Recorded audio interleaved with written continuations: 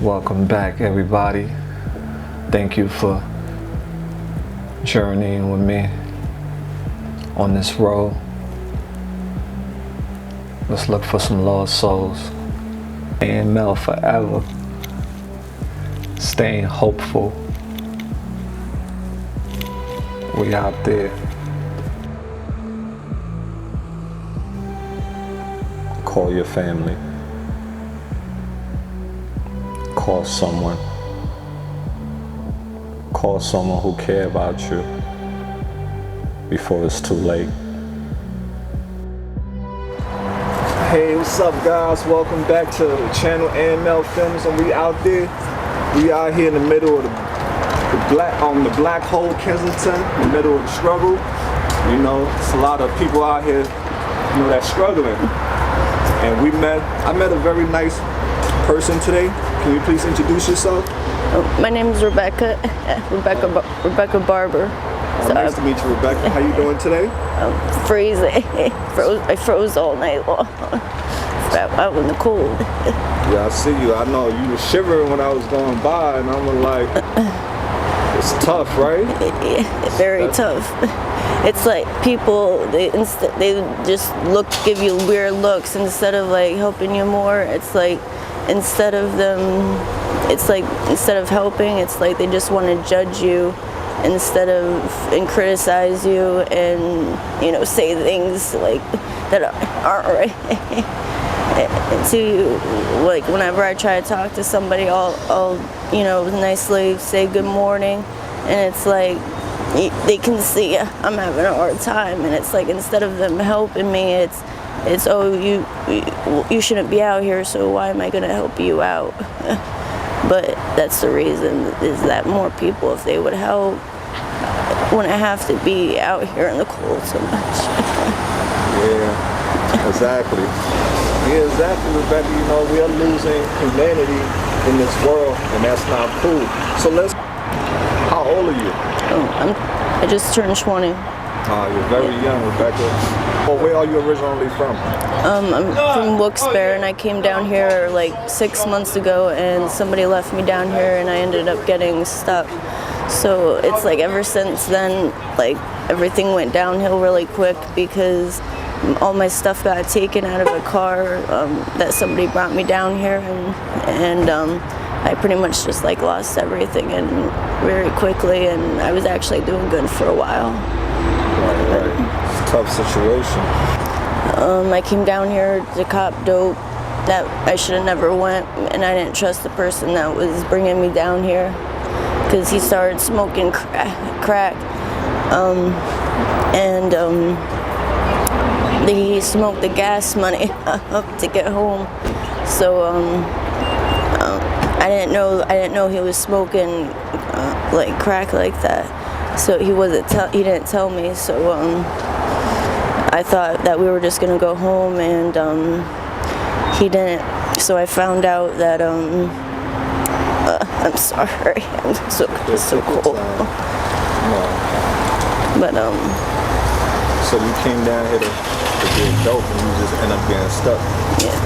And that's what happened with a lot of people. They come out here, you know, and they never return back.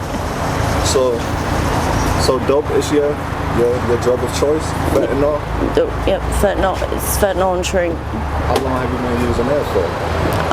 About over 2 years now. And who introduced you to that? It was actually nobody like really pressured me into it. I more just wanted to try it myself. So there wasn't really that person that really you know what I mean, that like nobody made me do it, forced me. But you made a mistake. I would say it's a mistake because it was never your choice for you to be out in the situation that you're in right now, right? You didn't expect your life to turn out this way, right? No. Absolutely not. So you made a mistake. And I'm sorry that you're, you know, going through this. So what's a day out here look like for you, 24 hours? I'll usually come out here and I'll panhandle. I'll come out here maybe 4 times a day, and I'll stay here for anywhere between an hour, 2 hours, just depending on how much like people give me, but like some days it's only like changing like $1, and then other times it'll be you'll get somebody that'll give you a 20. So then if somebody gave me a 20, I would leave, be able to get out of the cold, warm up. Gotcha. So where are your family? They're back home in Wilkes-Barre. Yeah. Do you want to go back home? Yeah. So if we get you some support, will you take it? Yeah. That's the one thing I don't have. I need like that person to push me into the right direction. And we have a community of people that's going to help you do that. Because you're too young to be in this situation. And you see, the longer you stay in it, it's only going to get worse. And you know this road where it's going to lead down to, right? Yeah, it's not going to get any better. Are you afraid of dying? Not really. No, why not? You got a whole life ahead of you. It's not that I don't want to die, but at the same time, I'm not scared of that. Like, you know what I mean? I hear you. Life is hard sometimes. People just want to give up, you know? So, do you grow up, we almost done. Do you grow up with your mom and your dad? Yeah, my whole 18 years that I stayed with my parents. But so what struggles are you having currently out here now? Well, what are all your battles that you're fighting? Just it's like people, they switch up very quick. They'll act like they're your best friend, and then the next second it's like they'll act like the grind, like do the worst things to you. Definitely. Try to hear that. You help people. You know what they say, right? The ones you look out for is the ones you really have to look out for. And that made a lot of sense when I experienced that. So now you out here in Kensington, obviously it's bad for a young girl. What's the worst thing that has happened to you since you've been out here? I was at Sunoco gas station, and I was sitting on the side, and this guy, when I fell asleep. I was sitting down and I fell asleep, and this guy, he came up to me, and when I was sleeping, and woke me up, and he was talking about how he has dope and crack, and I'm sorry, I'm just so cool. Sorry. Dope and crack. But he said he had dope and crack, and he said that he was gonna take me if I didn't go, that he was gonna take me, that I had to go with him, and I told him I wasn't gonna go with him, and he said if I don't, that he's gonna blow my head off with the gun that he had on him. So he grabbed me, and since it was early in the morning, there wasn't anybody out at that time, or like there, or like in there. So he grabbed me and he pulled me, and he started dragging me, and I started screaming, and he got me around the corner, and there was this alleyway, so I knew once I got to the alleyway that there would be nobody back there, and I was afraid that he was gonna, I didn't know what he was gonna do. But I knew I had to get away from him, so he started hitting me and punching me because I was trying to get away. So I finally got out of his grip, and he's like, I'm gonna blow your head off, and all I could do was just think how it was better for me to get away, and you know what I mean? That was my only chance that I probably had to maybe still be alive. So I got away from his grip. Like I just went like this really hard, and I was able to get out of his grip, and I just started running and screaming until I was able to get away from him. And I'm just so glad I did, because I was scared. I was scared that I was gonna die, because I didn't know if he had a gun or not. So. Do you know what he looked like? He's a black guy with dreads. He's maybe like six feet tall. He's built. Hey, hon, you want me a cigarette for $1? I don't want any more. All right, so, what are your short-term goals right now? Because it's cold, we want to get you out of here, get you some coffee or hot chocolate too, you know? What's your short-term goals right now?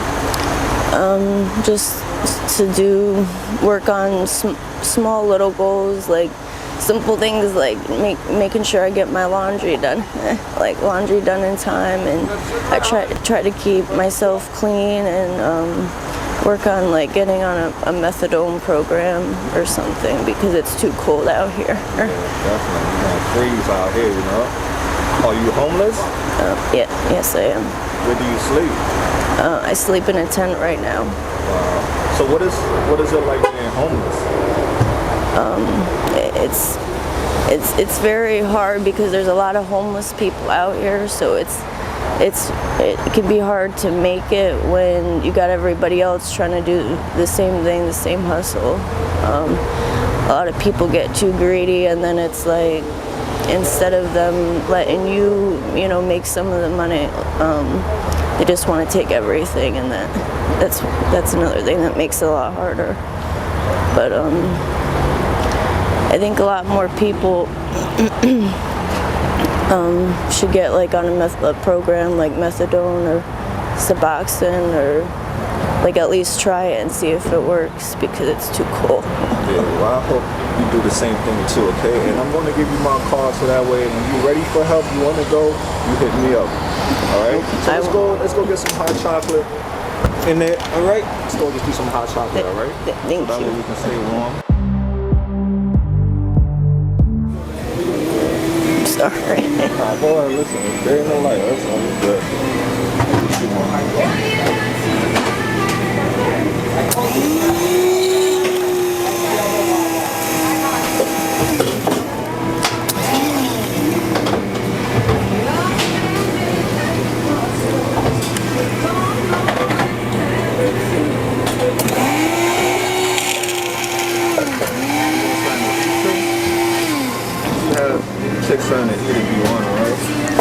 Okay.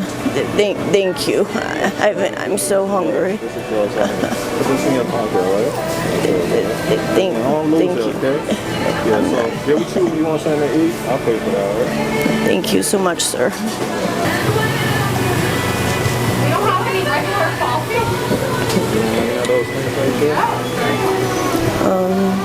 Any of those things? Take one.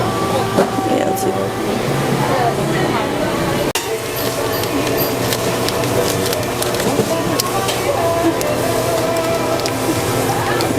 Is it okay if I grab one more thing? Yeah, grab one more thing, sure. Thank you so much.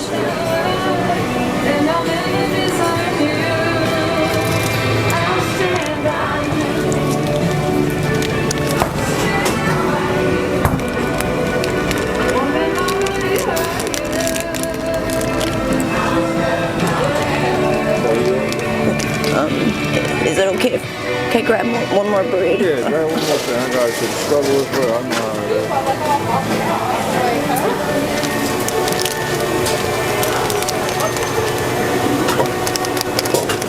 Okay. Let's just put it over there.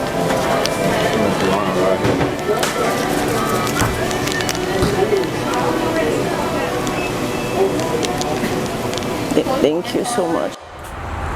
So you say you be around here? Yeah. So I'm gonna come and look for you when I, get the video out and stuff like that. You got my card, so you link up with me, all right? So you take good care of yourself, all right?